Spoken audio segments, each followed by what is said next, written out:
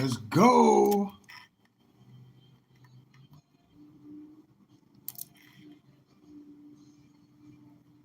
Far and away the most beautiful city on earth. 5 times the size of London or Rome. Great towers and buildings rising from the water. 60,000 gleaming houses, and how spacious and how well built they were. Of beautiful stonework and cedar wood, and the wood of other sweet-scented trees. The many streets and boulevards of the city were so neat and well swept, despite the multitude of inhabitants, crisscrossed with a complex network of canals, like an enormous Venice, but also remarkable floating gardens that reminded of nowhere else on earth. While Europe was drinking water from its polluted city rivers, huge aqueducts transported America's water from fresh springs. But what impressed most were the special merchant areas, where timber and tiles and other building materials were bought and sold, as well as greengrocer streets, where one could buy every sort of vegetable, fruits, honeys, nut paste, and chocolates, astonished by the personal cleanliness and hygiene of the colourfully dressed populace, and by their extravagant use of soaps, deodorants, and breath sweeteners. Most Europeans never bathed and kept clothes on at all times. The Pilgrim's Notes biographer Zini Feiner had a terrible smell. Indians tried, quote, without success to teach them to bathe. The settlers also had bad breath from rotting teeth. Death and starvation was so common that corpses were just dumped in open pits known as poreholes. Many turned to alcohol and committed suicide. In fact, the story of the first settlers has been deliberately changed, notes author James Lowen, because the truth's so shameful. They actually settled hundreds of miles further south and stayed in America because the mission was a failure. Their real aim, reports historian Robert Beverly, was to find some gold and take it back to Europe. They spent their days digging random holes in the ground, obviously looking for gold instead of planting crops. Soon they were starving and digging up putrid Indian corpses to eat. They took some Indian farmers and forced them to teach the colonists how to farm. And the meal with the natives wasn't quite the Thanksgiving shown on TV and in school books. Let me tell y'all, The colonists, them Europeans, Albions, trailer dykes were dying so fucking fast. They didn't know that the babies was dying. That's why their birth rate wasn't nothing in the ancient times. Because when they were getting pregnant, they were dying in birth because they didn't know how to do birth. I'm telling you. for the Indian to toast to eternal friendship. Whereupon the chief, his family, advisors, and 200 followers drugged dead of poison. In mainstream history books, perhaps the most common description of American territory then is virgin land. In fact, notes historian Peter Jennings, it was widowed, horrific enough the Nazi ethnic cleansings in Europe during World War II. Leading American studies professor David Stannard notes it's dwarfed by, quote, far and away the most massive act of genocide in the history of the world. The deaths of 100 million indigenous people in the, quote, American Holocaust, some from disease, but also vast numbers from a deliberate policy aimed at wiping out the race that mainstream history books continue to pretend never happened. He knows when Heinrich Himmler called the final solution, quote, delousing, Himmler was only echoing the Pilgrim Army's rallying cry, nits make lice, nits being Indian babies. This was a map of Indian nations across the US. 80% of the first government's entire budget went on attacking existing Indian settlements to take their developed farmland. Settlers would most probably not have survived, writes Jennings, on their own. 95% of America's entire population was then wiped out. American Holocaust notes there is documented evidence of colonist leaders going town after town, deliberately killing all men, women, and children. Yet school texts and history books remain silent. Orders came from the very top. Under the direct order of George Washington, at least 28 of 30 Seneca towns and all the towns of the Mohawk, Onondaga, and Cayuga were simply obliterated. And Europeans been doing this shit all through history. When you look up the Wilmington white man's constitution, research the Wilmington white man's constitution, how them Klan people in politics legally told them Negroes to get the hell out their area, and they organized legally.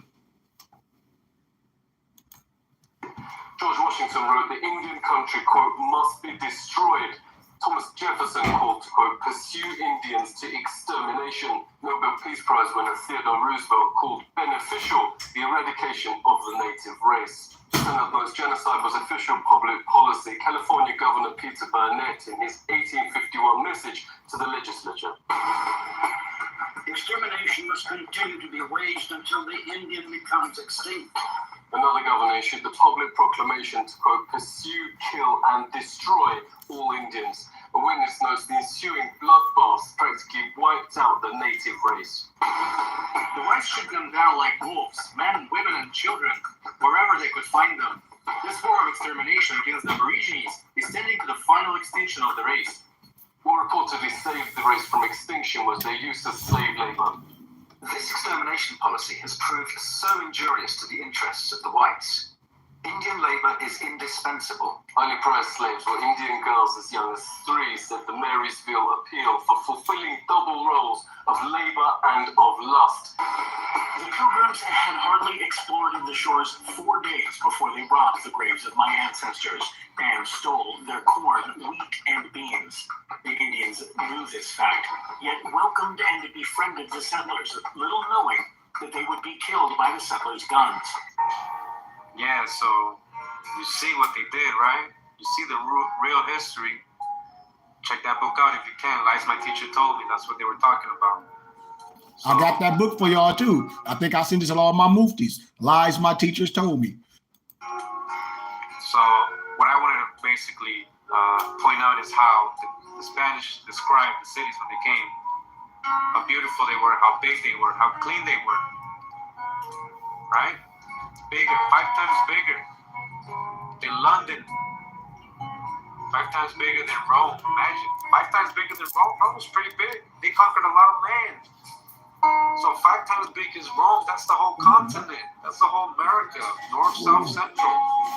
They're talking about the Incas, all of them together. They're all connected, right? And then the other thing is how they would, their hygiene. You know, that's the other thing, their hygiene. You know, how clean they were. They had deodorant, they made soap, they had breath mints, they bathed.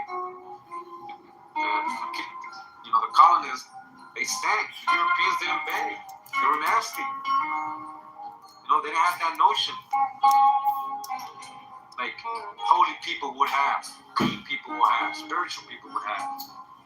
People who have a common sense and consciousness with nature to, like, you know, be clean, be pure. You know, so you see what they did. They just exterminated everybody. Now we're going to talk about their characteristics, right? How were the Indians' characteristics? How were their personalities? That's what we're going to talk about right now. And that's from a descendant of colonists, right? Somebody who was in the 1800s writing a book. It's called Popular History of the United States.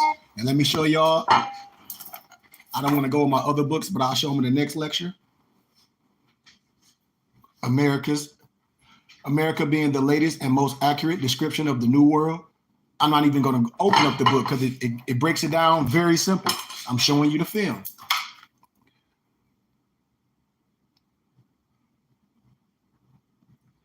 This was in people's museums and on real maps that the cartographers hide. I got all the maps. I've been to all the museums where they put everything at.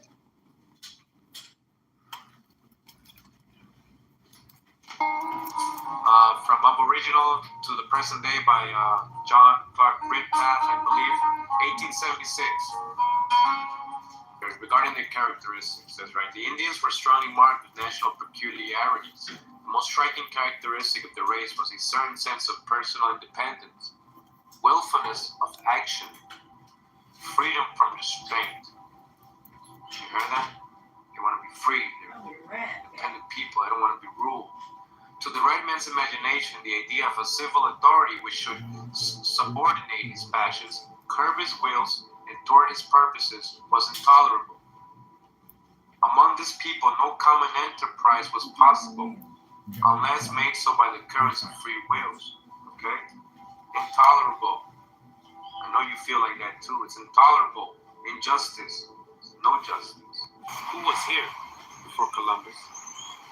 I know you see a lot of pictures of the Indians and the natives, you know, light-skinned like me, long hair, a little bit like me. Some look like Chinese, darker and stuff. But that came after. That was the Mongolian Asia migration. Okay, that was after. The original tribes of couple of colors. I'm going to show you. That's what I'm going to show you right now. I was referencing the Mayas earlier. You know, and all of that. The Aztecs creation of how it's very similar to the Bibles. Yeah. Now, what I'm about to tell you is you know, it might be out of your thinking, but what if I told you that the tribes that were here, this side of the world, American continents, north, south, central, a lot were the biblical tribes talked about in the Old Testament,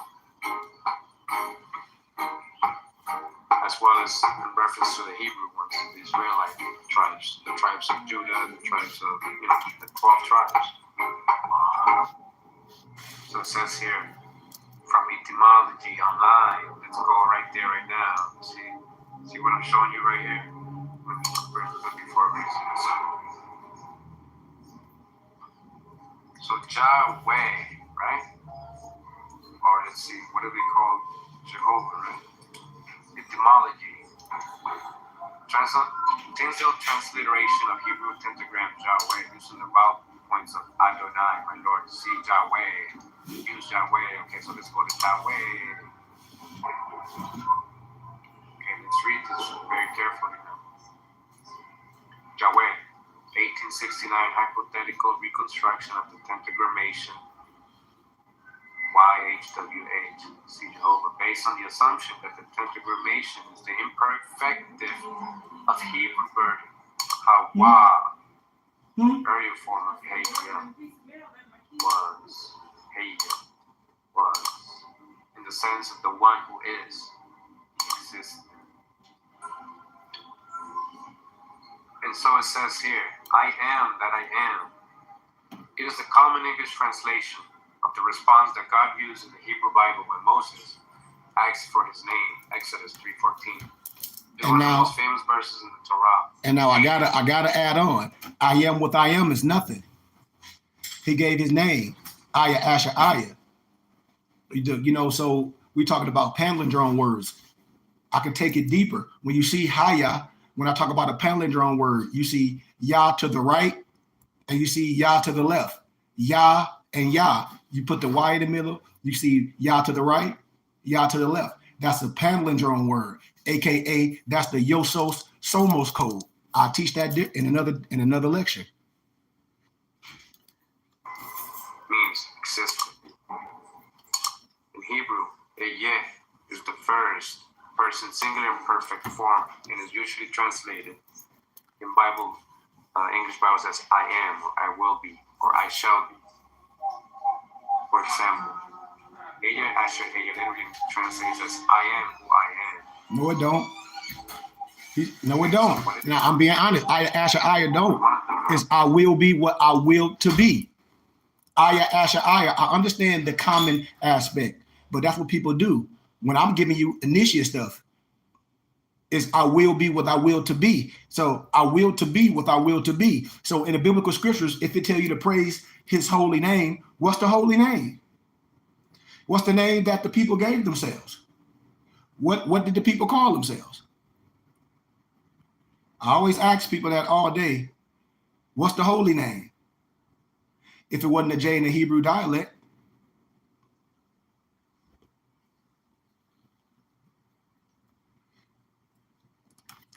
All the books that he quoting, I lecture this on college campus.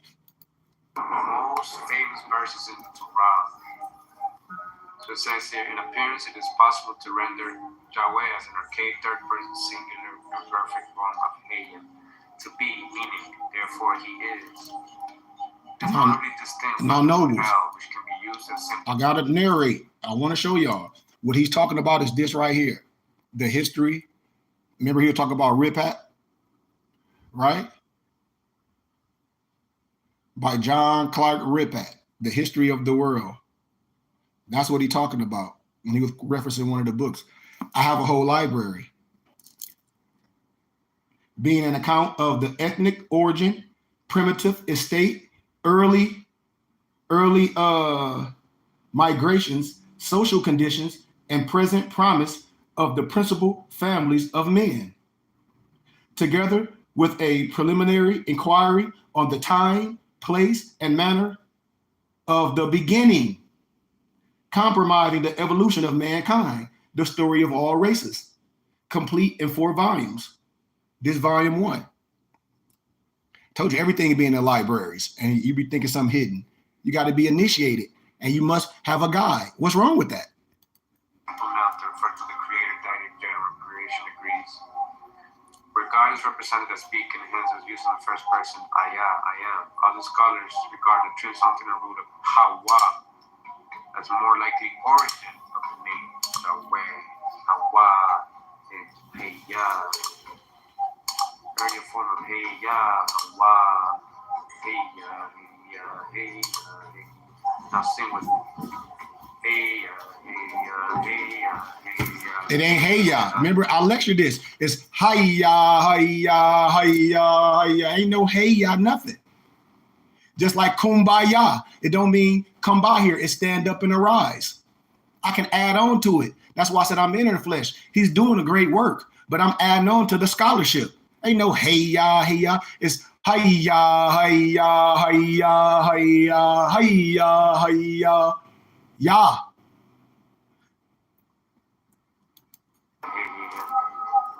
See what I'm trying to tell you? You think they were just saying hey for nothing? So Yahweh, they were saying Yahweh in their way, the original way. Or Lord, or God, Creator, I am, He exists, to be. Stand up and arise, my Lord. The most important kind of freedom is to be what you really are. You trade in your reality for a role. You trade in your sense for an act. You give up your ability to feel and in exchange put on a mask. There can't be any large-scale revolution until there's a personal revolution on an individual level. It's gotta happen inside first. Hey, hey.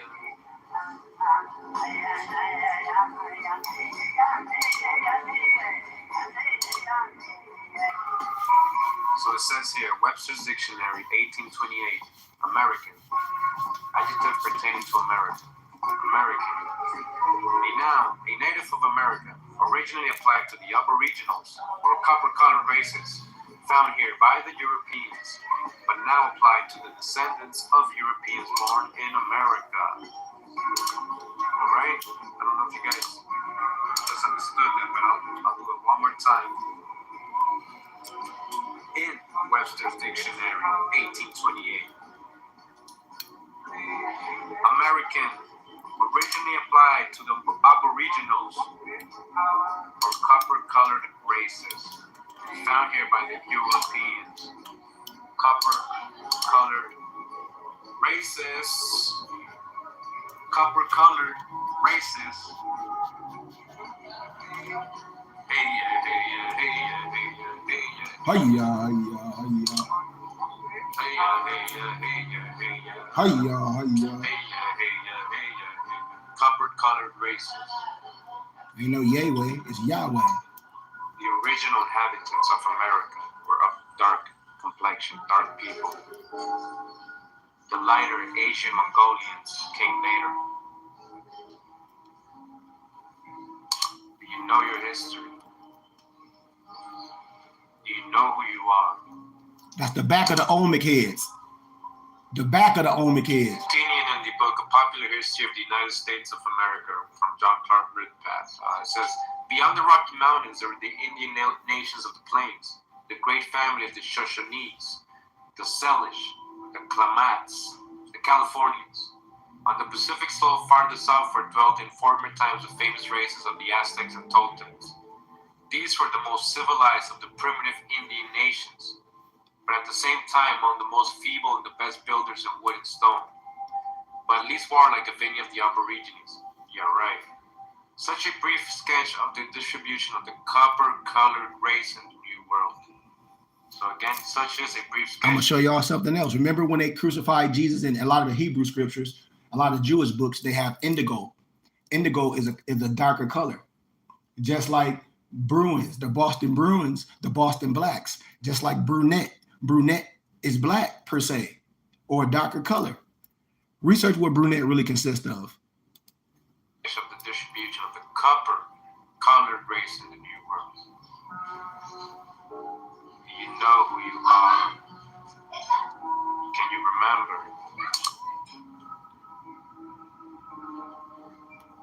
Hey, you know who you are. Hey, Chief.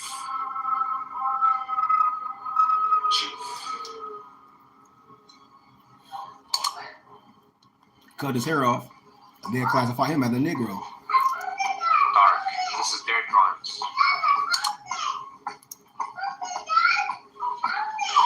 Do you know who you are? Cut his hair off. Californian Indians. Old picture. Do you know who you are? Originally applied to the Aboriginals or copper-colored races found here by the Europeans, but now applied to the descendants of Europeans born in America.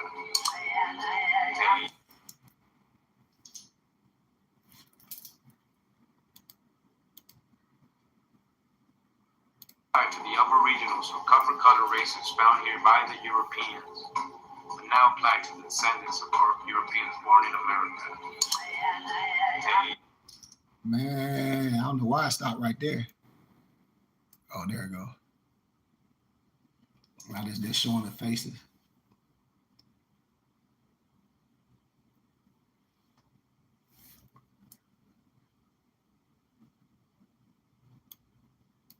So I'm going to show you how these people looked in this region. And it's funny, they look like them. Some of them look Cape So, are you really African? So, I'm just saying, think about it, like. This is the book Lies My Teacher Told Me. Really good book. I read it a long time ago. In 1501, the Portuguese began. Y'all got the book, Nobles. I sent it to y'all. All my muftis, if y'all on here, y'all got the book. Remember, I'm not saying people didn't come from Africa. That's not what I'm saying. Everybody's not from Africa. You got to understand that. It was people already in America. My mother, my father, and their parents, American. I have no history of coming from no Africa. I understand people, how can I say, the genetic makeup. I get all that. But we're talking about the continent and American. I know my family history. That's all I'm saying. I tell people, I know my personal history. We all not from no Africa, man. Transporting the now extinct Botoc Indians to Europe and Cape Verde as slaves. After the British established beachheads on the Atlantic coast of North America, they encouraged coastal Indian tribes to capture and sell members of more distant tribes. Charleston, South Carolina became a major port for exporting Indian slaves. The Pilgrims and Puritans sold the survivors of the Pequot War into slavery in Bermuda in 1637. The French shipped virtually the entire Natchez Nation in chains to the West Indies in 1731. The Botoc are the Aboriginal people of the island of Newfoundland. They were Algonquin-speaking hunter-gatherers who probably numbered less than 1,000 people at the time of European contact. Probably, they say, right? The Botoc are the descendants of the recent Indian culture called the Little Patrick conflict. And it says here, the case of Santu, right? It's an extract from Frank Speck's book, Botoc and Mi'kmaq, 1922, page 55 to 70. And it says, the most surprising occurrence, however, in recent years concerning the fate of the Botoc Indians was the accidental discovery of an old Indian woman named Santu, who claimed that her father was one of the last survivors of the Red Indians of Newfoundland. Since considerable discussion was aroused over the innocent claim of the old woman when I had made public, I shall give the circumstances in some detail for the benefit of those who may wish to determine to what extent her testimony may be relied on, before making use of the information in the brief vocabulary obtained from her. Yeah, so this is Shana Titit. This is the last known Botoc Indian alive. That's the picture. Look at the features. Doesn't look like the red native American that they show us in pictures. This looks a lot different. Looks more like people I know in Boston or any part of the world. Could be anything, but just look at the features. All right, so these are all the areas that these are the areas that I'm going to reference now, the tribes that I'm going to show you.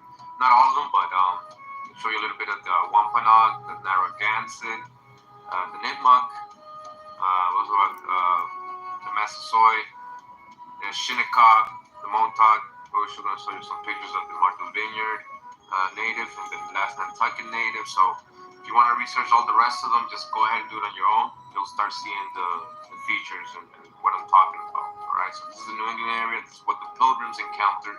This is the areas.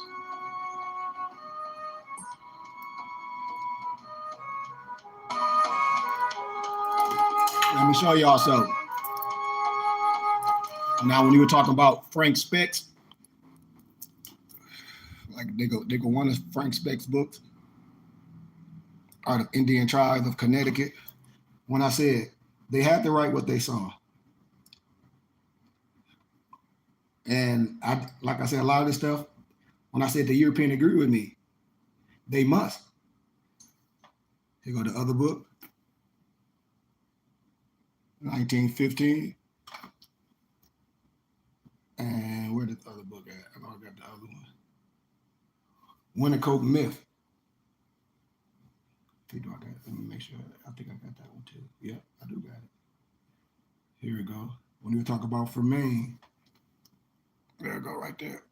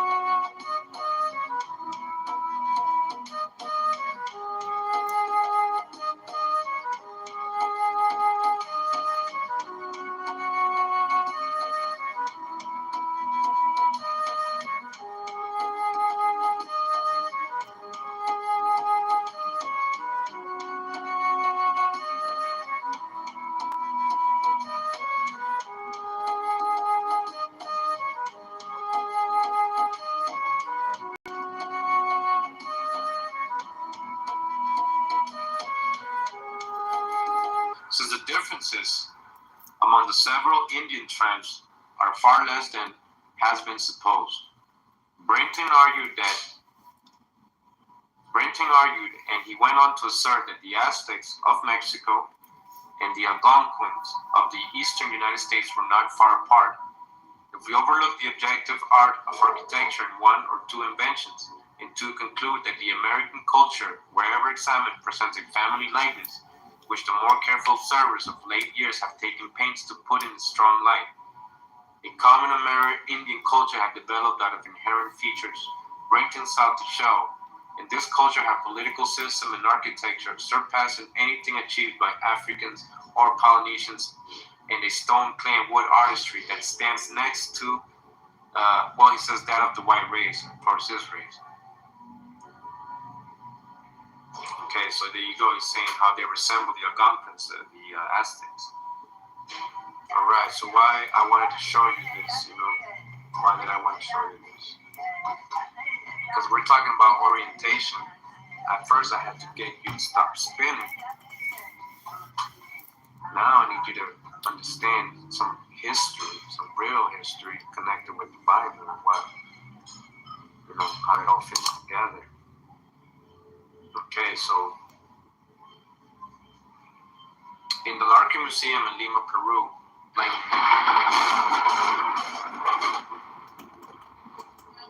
you heard the lightning? Because we're breaking the spell, baby. The energy, the air is like, wow. I'm gonna continue with that. I hope you didn't get scared.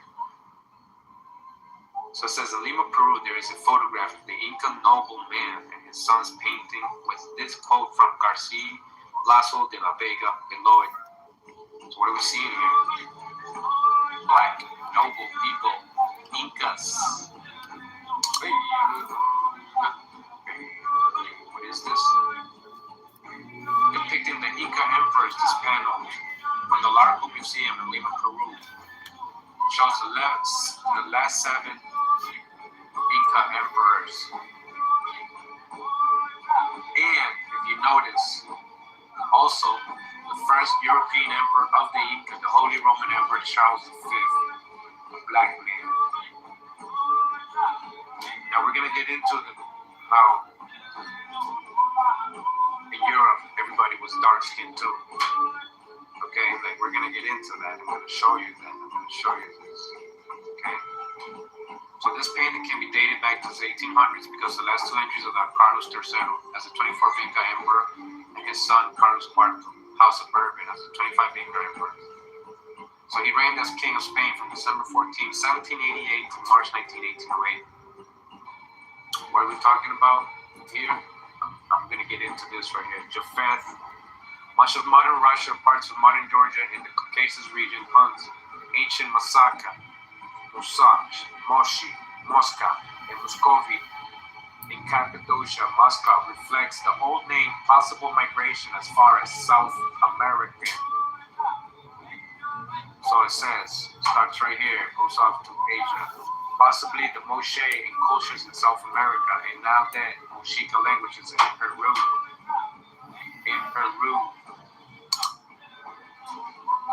Moshe warrior, Moshe, Moshika, Wikipedia, Meshach.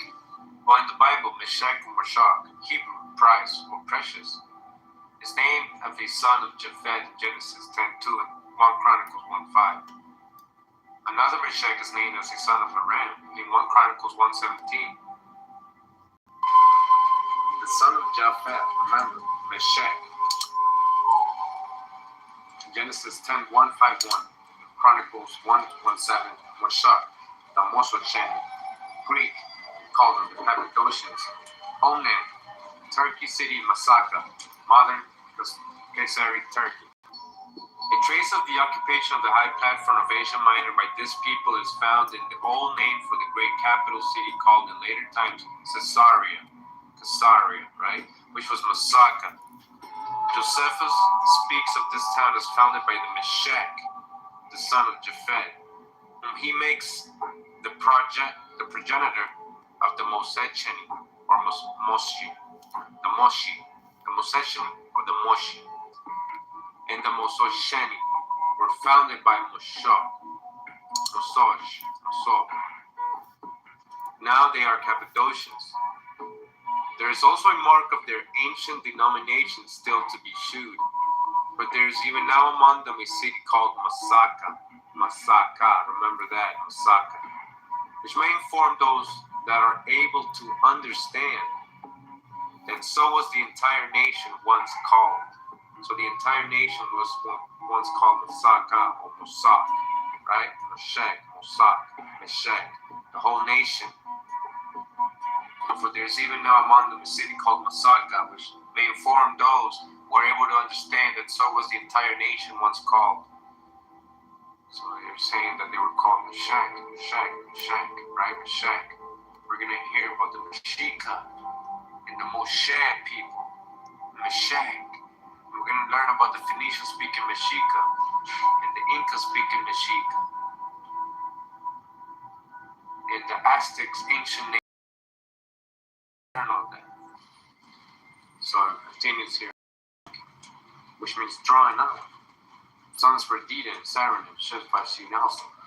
Another word is Meshek, Mesek, Meshek, Meshwesh, Meshki, Meshera, Munch, Munchki, Munchki, Mishi, Muski, Mushku, Musku, Muskiva, Muska, Muskar, Muskai, Maskali, Mashar, Maskusi, Masaka, Masaka, Mach, Mashketos, Mochketos, Moderes, Moshki, Moshki, Mosa, Moshe, Mosh, Moshis, Moshosh, Moshi, Moshian, Moshakian, Moshok, Moshok, Moshoy, Mosochen, Mosochian, Mosins, Mosinoishi, Moscav, Moscovi, Moscow, Muscovites, Latvians, Lithuanians, Romanians, other related groups. So Masaka is the ancient name for the capital of Cappadocia. What does the word Meshek mean? In the Aramaic language that the Phoenicians generally spoke, Meshika. Remember that word, Meshika, they spoke Meshika. The real word for Meshek means Messiah. In Turkish, a similar word means Messi, or Meshi. Moshe, Wikipedia.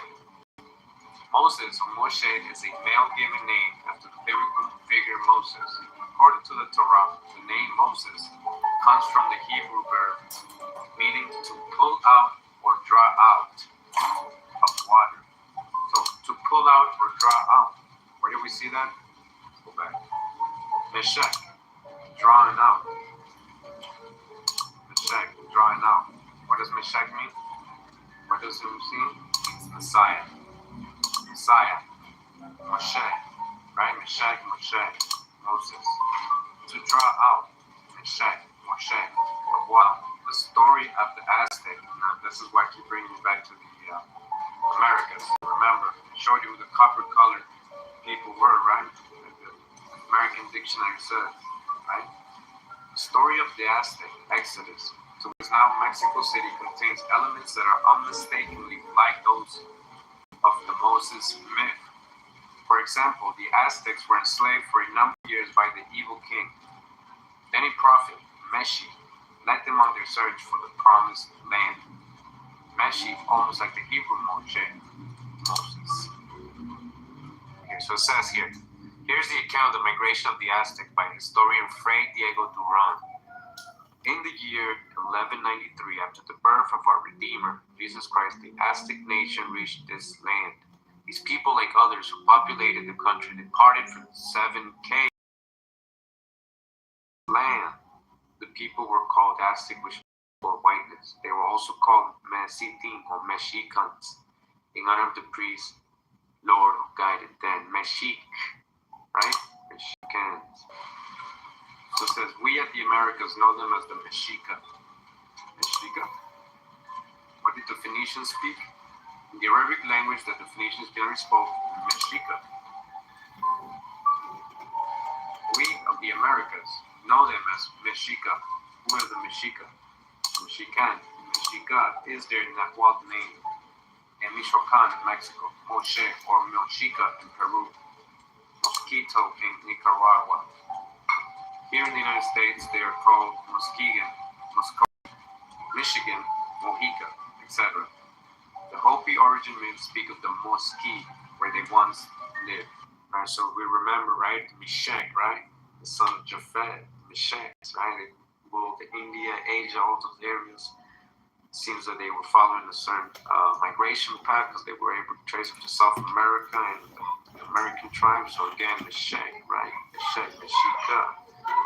Meshach means look. So in the Arabic language, the Phoenicians generally spoke Mexica. Meshach means Messiah, Meshach, Moshe, Moises, Moses, Moshe. Alright? So it says, they were also called the Mesiti or Meshicans, Meshik, in honor of the priest and Lord who guided them. In honor of the priest, Lord who guided them, whose name was Meshi. Okay, so what? Check this out. The Phoenicians generally spoke Meshika. The real word for Meshach means Messiah. In Turkish, a similar word means Messi or Meshi. Moshe, Moses or Moshe is a male given name after the biblical figure Moses. The word is Wikipedia, Mexica. And the raw pronunciation, or Mexicas, were indigenous peoples of the Valley of Mexico, known today as the rulers of the Aztec Empire. So the Aztec had a story unmistakably like those of the Moses myth, or Moshe, right? Moses, Moshe, Messiah. Same thing got the Igbos. What did the Phoenicians speak Mexica? They were the Aztecs. The Aztecs referred themselves as the Mexica or the Tenochtitlan, were the Native American people who dominated northern Mexico at the time of Spanish conquest. The Mexica are eponyms of the place named Mexico. This refers to the interconnected settlements in the valley which became the site of what is now Mexico City, which held natural and geographical population advantages. And yet the Tarascan Indians of Michoacan descend from the Tara. That's the first half of the film, everybody. Everybody know I like to play these films. It's almost 5:30. So it's we're doing a night reading with our muftis on private Zoom. I encourage everyone to join us privately whenever it's placed on your heart, whenever it is. Inquire. Our Temple and School webpage is bbtsciencetemple.com. With that being said, I love y'all and all the books that he was referencing. I have them all. If you want the books for study, all you got to do is hit me up. I'm going to put them on our company page. It's called My PDF Books. That's books with a Z. In the upcoming week, we're going to add about, 50 more books to the database. With that being said, man, I love everyone. Peace, light, and illumination.